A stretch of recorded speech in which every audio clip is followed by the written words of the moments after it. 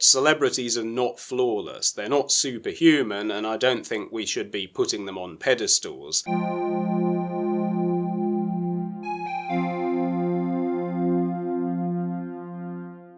Hello, I'm the Fantasy Bookworm, and today I want to discuss the subject of famous authors, and also just celebrity culture in general, and why it can be a bad thing. So this was something that I started thinking about after I watched a video from the Cozy Bookish show with Maas, which I'll put a link to up on screen now, where he was talking about celebrity authors, but in his case he was referring more to people who are famous for being TV presenters or movie stars and so on, who try their hand at being authors, so the likes of Paul O'Grady and Miranda Hart and those kind of people, and saying basically how those books aren't very good, and if the person wasn't already really famous, they almost certainly never would have been published, which I'm sure is quite true. But it got me thinking about celebrity culture, because I don't really read books by celebrities, but I also rarely tend to read books by people who are famous for being authors, if that makes sense. It may come as a surprise to you,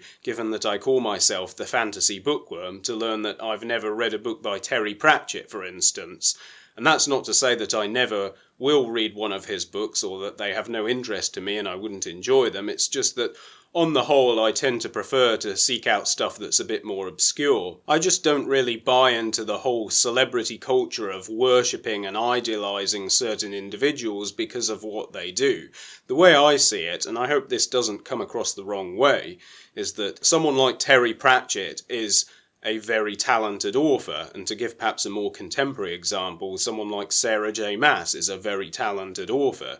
But just because those people are really famous doesn't mean that they are much better writers than all the people who didn't become famous, if that makes sense. Yes, they are very culturally significant, and their work clearly means a lot to a lot of people, but cultural significance is not the same thing as someone's talent or ability or their quality as a person, and I think it's important to make that distinction. And again, I want to be very clear, for the most part I do have respect for celebrities. Clearly they got to where they are because they have a certain level of talent at what they do.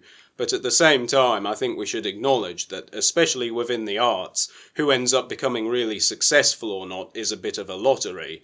And while someone like Sarah J. Maas might be very talented, there are probably thousands of equally talented writers out there who are struggling indie authors who don't even have a publishing deal. That's just the nature of it. The main point that I'm getting to is that celebrities are not flawless. They're not superhuman, and I don't think we should be putting them on pedestals.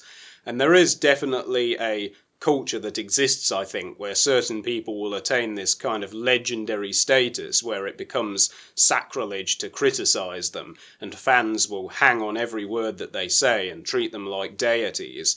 And I think that that's a bad thing, because for one, it harms critical thinking, which is never a good thing as far as I'm concerned.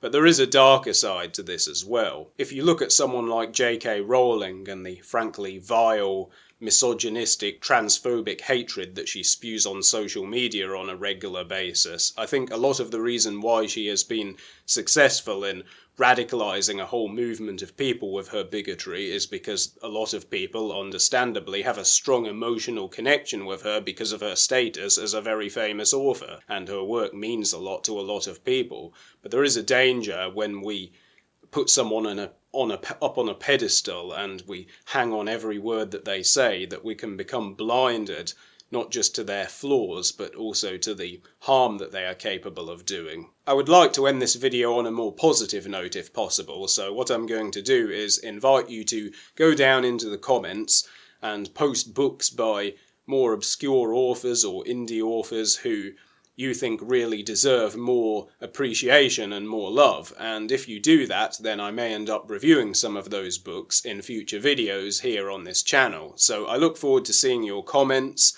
Thank you very much for watching, and I hope to see you again here very soon.